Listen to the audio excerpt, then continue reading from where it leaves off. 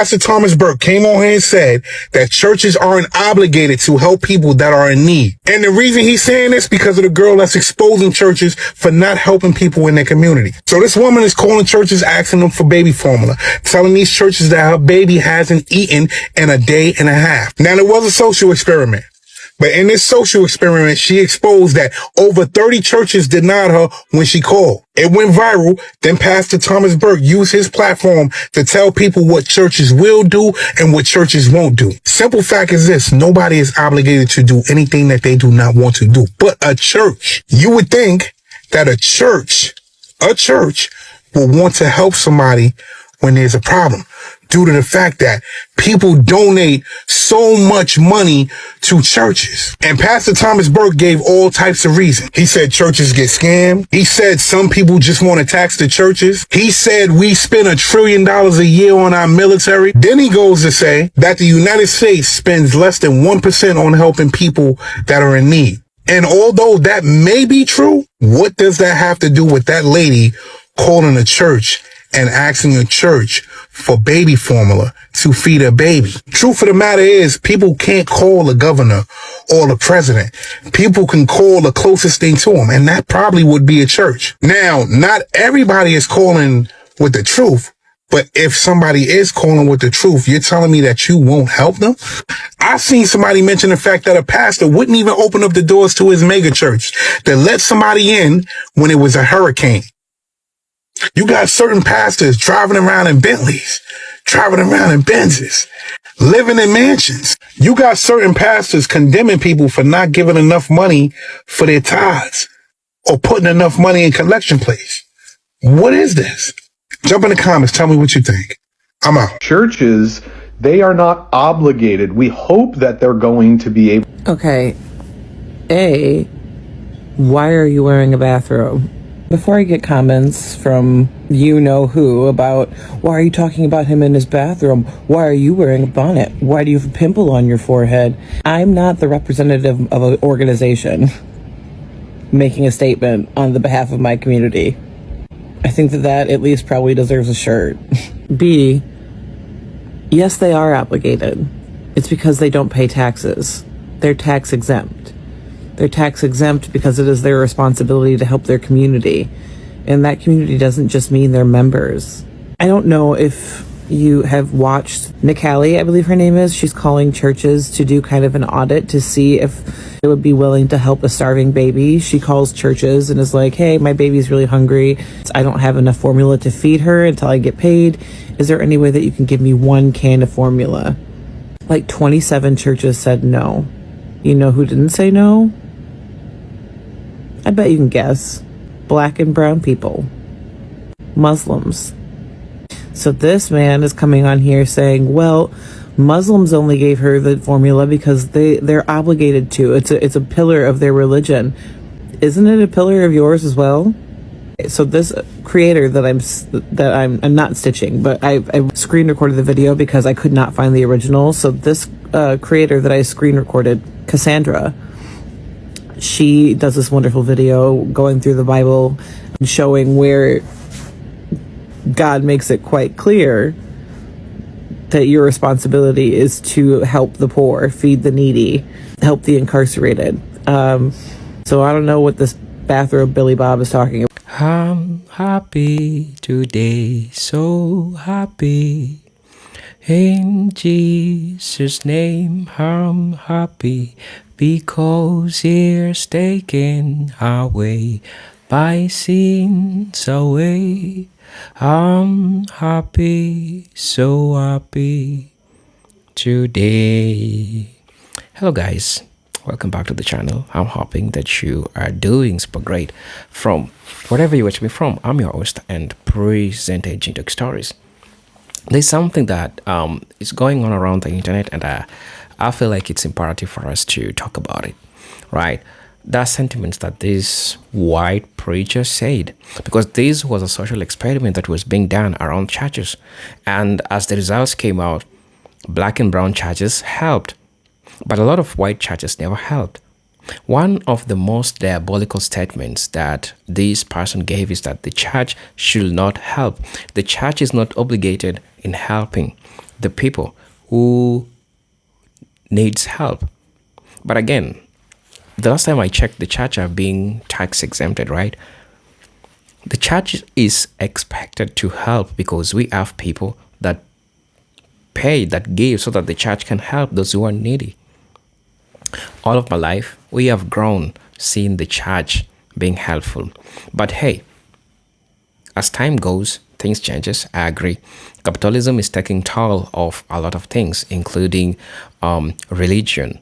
So we need to look at this because this sparked debate on the internet, and everybody tried to talk about this. And at the end of the day, people have different opinion in regards to this. But people called out this white preacher for saying this because this is not what is expected from people. But I'll just say that the United States is really a hard rock, and this takes away the humanity in people. So people had something to say about this, and you can definitely see when this preacher loses his congregation because people are not agreeing with what he said. But at the end of the day, this is a topic that I feel like we need to discuss. Brothers and sisters, I'll be back, and then we will share what people said in regards to this. I'm not going to be giving my commentary, but what I'm going to be reading to, I'm going to be giving you and telling you what people said in regards to this, because in as much as what I say might be important, but I think it's so much important to hear maybe 12 people, 15 people talk about this thing, right? So let's watch the video. I'll be back, and then I'll be sharing my thoughts in regards to this. So let's get into it. I'll be back. About Pastor, and I talk a lot about Muslim zakat. It's one of the 5 pillars of Islam, where Muslim communities and Muslims are obligated to provide charity to the community. Churches, they are not obligated. Yes, Pastor Thomas Burke, who currently has his page privated and deactivated because he doesn't want to lose the page and the money it provides him, said the quiet part out loud. The American church is not obligated to do service in the community like mosques are obligated to go into the community to service the greater purpose of what God has told them to do. Even though churches in America get a tax exemption due to the fact that they are implied to do service to the community, i.e. if you lost your job, help you get another one. If you don't have money, you know what I'm saying, to help you loan that money. If your child needs a jacket, food, or whatever, they would be able to sponsor that and help you in your time of need. But unfortunately, due to the fact that we've allowed a lot of people who have failed everywhere else in their lives, everything else that they tried to attempt anywhere else, they never got excellence. So they, what they did? They came into religion and they have been pimping the congregation and the followers of Christ and leading them into damnation.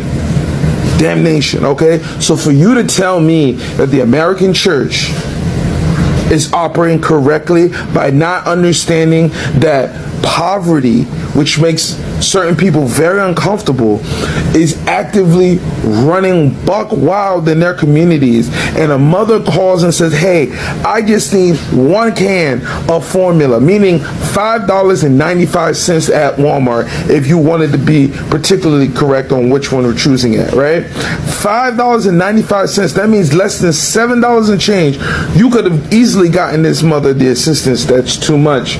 We're not obligated to help you or to serve you, even though we save a lot of money by not paying taxes because we're supposed to serve the community. Makes zero sense to me. Just like the pastor that locked the doors because the congregation wasn't given enough money, just like the pastor that did not want to ordain the funeral of a grandmother until the grandson was willing to burn that church down. Not for the pastor that asked for a Gulfstream private jet that was worth $23 million. Why are you obligated to give them tithing? Why do you still give them tithing even though they won't help you when you're in your time of need? As a pastor, and I talk a lot about You are not only bound by biblical teachings to assist, you are also bound by the teachings that are the pillar of the faith itself. In third grade, I learned about the corporal works of mercy. What do you remember the first two being, if you do know either of them at all? The first being to feed the hungry, the second to give drink to the thirsty. Which one do you think baby formula fell under in that instance? You just had to pick one. And before you say that this is different because you're a church, God has devoted an entire circle of hell to greed, avarice, and wealth hoarding, and church officials are not exempt. That fourth circle of hell is guarded by the demon Plutus, the demon of wealth, underworld god of riches. The greedy are doomed to an eternity of rolling massive stones across a perpetual platform, and the massive stones symbolize the hoarding of the wealth that the church officials and others did throughout their lives instead of helping others. I checked in first grade. Corrupt church officials don't get into heaven. So which one do you prefer, Pastor? Baby formula or Boulder? We don't give a damn what you're talking about. We don't care. Yes, if you have your hands out taking up offerings every Sunday, that is literally the purpose. That is literally a part of your purpose. What the fuck? As Nikali has been doing her experiment, calling around to different churches and mosques, she's been met with some nasty responses, some just absolute avoidance of giving any help. And then she has been met with, she was met with a pastor that she called, whose church may not have had the funds, but he was willing to personally go to the store and buy formula for her baby out of his own pocket. And that is what people should be modeling if they call themselves following this particular belief system. Shout out to the community-based churches that actually care about the people outside of the parameters of the building. There's so many institutions that only care about the people within the walls of the church. And anyone who does not fit into this perfect box, anyone who does not look like them, believe like them, have the same sexual orientation as them, have a certain look to them, a lot of them are not accepted. There are a lot of people within the walls of the church being judged left and right who cannot depend on their community within the walls, much less people outside coming in. So shout out to the institutions that are actually community-based.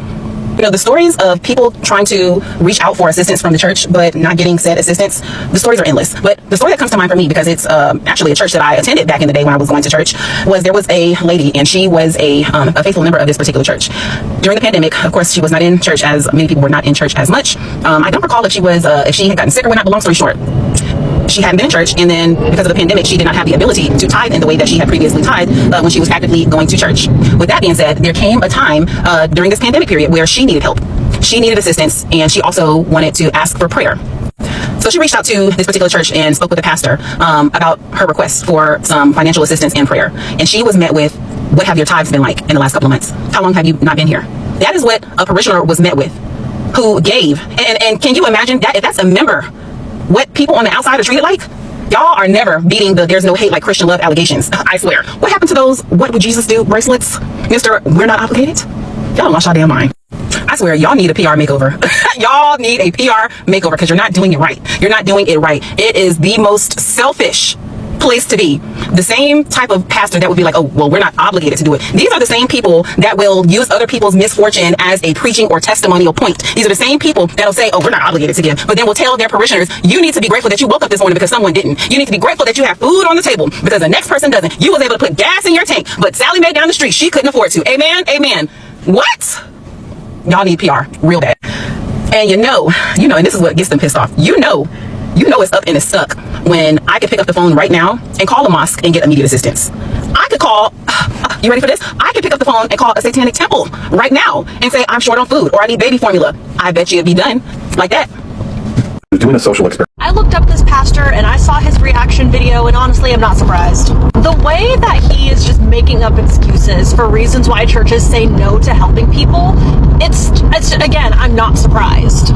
Well, people call churches as scammers all the time. People call us asking for money and blah, blah, blah. She's not asking for money. She's asking for one small can of baby formula. And if the church says that they don't physically have it, she's asking if there's a way for the church to get it, and then she can come pick it up.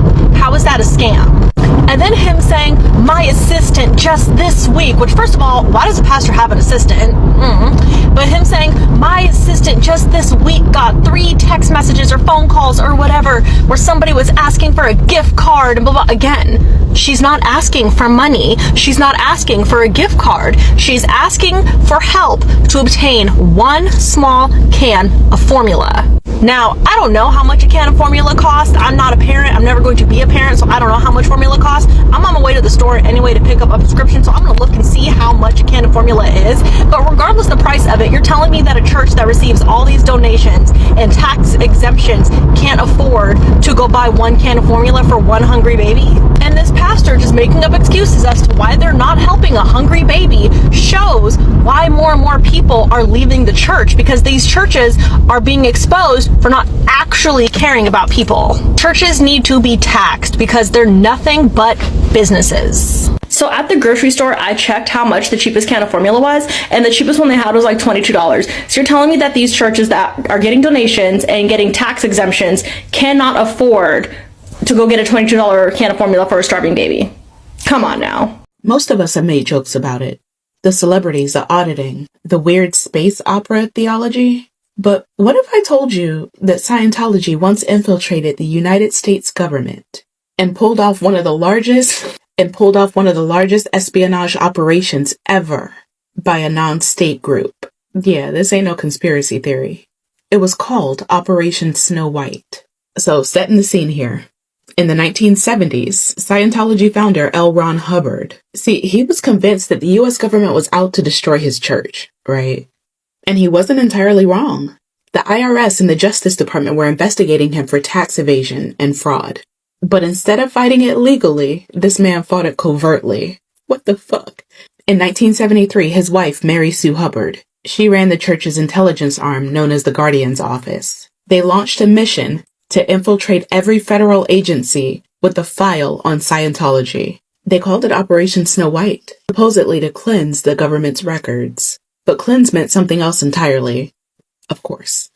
It meant steal, bug, and erase. Church members were planted inside the IRS, the Justice Department, the FDA, the Coast Guard, and even the U.S. Attorney's Office. They forged IDs, copied documents, and bugged offices. This is the weirdest shit ever. All to delete anything that made Scientology or Ron Hubbard look bad.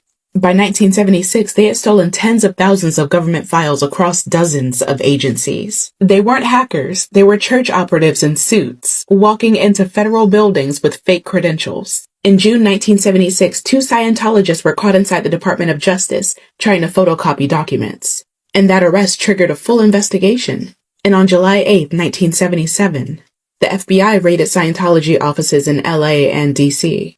And what they found read like spy fiction, really. Codenames, infiltration maps, internal memos signed off by Mary Sue Hubbard herself. So in 1979, 11 senior Scientology officials, including Mary Sue Hubbard, they were all convicted of conspiracy, theft of government property, and obstruction of justice. L. Ron Hubbard was also named as an unindicted co-conspirator. It remains one of the largest infiltrations of the U.S. government ever carried out by a private organization. But here's the part that's interesting, right? We still joke about Scientology like it's a Hollywood cult or something. But the truth is, they successfully infiltrated our government for 4 years. And most people have never heard of it. We call it a cult, but the U.S. government called it a criminal conspiracy. And they were right. Lord. Hello brothers and sisters, welcome back to the channel. I'm hoping that you are great from wherever you're watching me from, brothers and sisters. This is so much diabolical of a statement, especially coming from a person who is so much revered, a person who is expected to act as an example. But as time goes, it doesn't seem that this is happening the way it should happen, right? And so the statement that he gave really led to a lot of backlash on the internet, and this is what people shared, or this is what people had to say in regards to this. I'm just going to be reading into, and I hope we all get to hear and also share with me your opinions in the comment section so that we can all get to learn from each other and also get the new perspective about how we feel about all these issues that, you know, are going on right now. So somebody said that it sounds like his explanation was more political than spiritual. Our chat gives food, clothing, Thanksgiving, baskets, Christmas baskets every year, and we are not at large mega church. Some people in churches have hard hearts, and that is not Christ-like at all. If you get scammed, God will take care of that. I give money to homeless people all the time. I don't know what they are going to do with the money, that is not my concern. Yeah, this is just a person who it tries to think critically, right? Because we all give people what they need, and in every society, not everyone got it all. We have people that don't have these things, but at the end of the day, if you have excess, or if you feel like you have enough to give, you can always give, you can always share, and it's okay. These are the virtues that we grew being taught. Even as an African person who have lived his entire life in Africa, we have been taught to give. We have been taught to give because there's somebody somewhere who needs it more than you. But it becomes so much diabolical when we hear this from the church, and it leaves us with a lot of question. So somebody said that I was experiencing a major life crisis and my church got my car with no problems, towed and solid. A lady whose husband's cancer affected multiple organs and sick children was denied food help because she hadn't paid tithes or attended. So I felt better, but I wish the Lord would make them replace my car. I was a good member of them. People are so cold. That's a person who is sharing an instance where they were disappointed about the church and where they were. Well, somebody said that this experiment or the investigative report has uncovered something else. During George W. Bush, #43 president, they came up with the Office of Faith-Based Initiative. Basically, it was to excuse government funding of religious charity programs. It was to sell us the lie that private entities like churches could provide social services better than the government. We see here a big reason why they cannot, because they will not. This young lady has exposed more things than one. Also, that pastor gives off. I just got off. Now I'm gonna hate on a female who exposed the true color vibes. Right. People are sharing what they think about this. Somebody came and said that just recently, I went to church, and for the first time in years, I was able to give some money back to the church. It wasn't a large amount of money, but it was something. 3 years ago, I became extremely sick, lost in my ability to work, and so I wasn't able to give any money to the church because I literally had no income coming in because I couldn't work because my health issues. Though, when I told a relative about how much I had given, they made me feel like what I had given wasn't enough. They said it wasn't 10%. I gave what I could. These people don't seem to care that they are pushing people away from God because they are missing the most important thing He told them to do, which is love, one of the biggest commandments, right? It seems these days I'm seeing hate disguised as Christianity. Well, I feel that what she's trying to say is true, because at the end of the day, I'm not saying like all churches, but what is happening right now, we get to see a lot of churches becoming so much money oriented, what you can give than the spiritual and nourishment that you need to have as a member of congregation or as a believer, right? So these are things that we are seeing happening in real time. Somebody also came and said that too often churches forget that accurate service asks for nothing in return. If someone needs help, whether it's a mother I need, a formula for a child or a stranger in a quiet crisis, compassion should come first, not conditions. I believe in giving from the heart, even if it means reaching into my own pocket. That's what community should feel like, not transactional, but transformational. That is why I give most people the side eye. Somebody said, religion is the opium of the masses. I believe what Karl Marx uttered those words a century ago, and there's a lot of truth in that. Christianity is the greatest weapon used on Black Americans, even with the beatings, lynchings, and rapes. It was Christianity that is still harming our people till this day. But our Elohim is calling our people to remember who we are as people, and there will come a day that Black American will no longer be bound by the psychological constraints of a colonized Western religion. And that's a good observation, right? So somebody came and saying, this is a pastor. I'm a pastor, and I give to anyone who is in need. Please don't say that all churches don't give. We are to be the difference in the community, right? And he quoted Luke 6:3, Matthew 25, 42 to 45, JN 13 to 35, and First Tim 6 to 17 to 19. So please don't put us all in the same box. He is wrong, and there are a lot of bad churches out. We are obliged to help any and anyone who asks for help, right? Somebody came and said that growing up, churches always help the needy. If it wasn't for the churches, we wouldn't have clothes and our back in the shoes and on our feet. My mom and dad had 6 kids, and my parents gave the community all the time. It was kind of everyone taking care of each other. I still have the mentality. I saw it on. It can be done. We should be doing it more. Imagine how lovely it will be a fair. It will be a fair one. Just add empathy.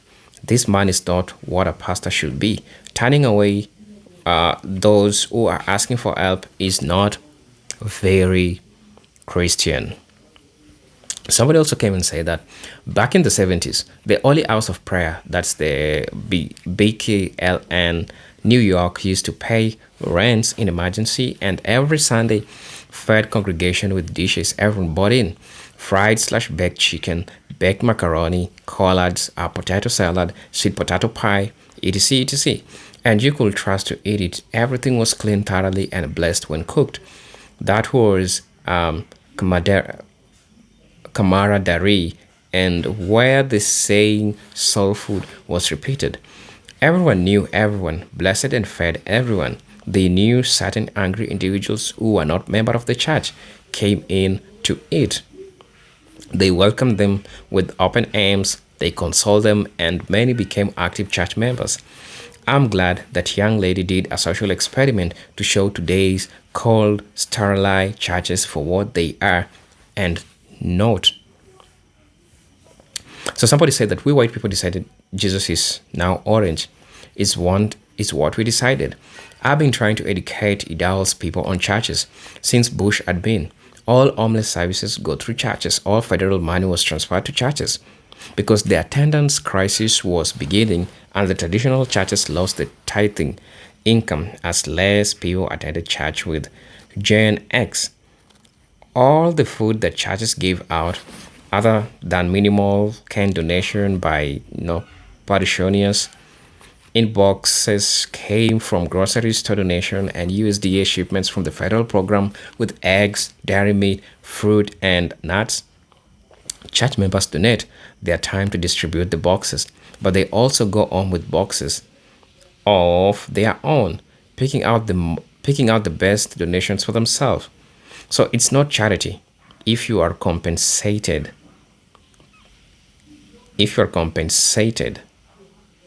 Point is, we have deeply corrupted and unprofessional system that is about to self-destruct since Republicans plus Elon kill all USDA shipments, not just USAID for other countries. They added all federal support for food banks, and many churches here stopped operating their food banks earlier this year because of the change. The entire system is about to collapse. In America, church will not do it alone. I bet on that. So brothers and sisters, please let me know what you think and feel about this video. As you know, I'm your host and presenter Jinduk Stories. But until then, let me see you on my next video. Peace, love, and harmony. Salute.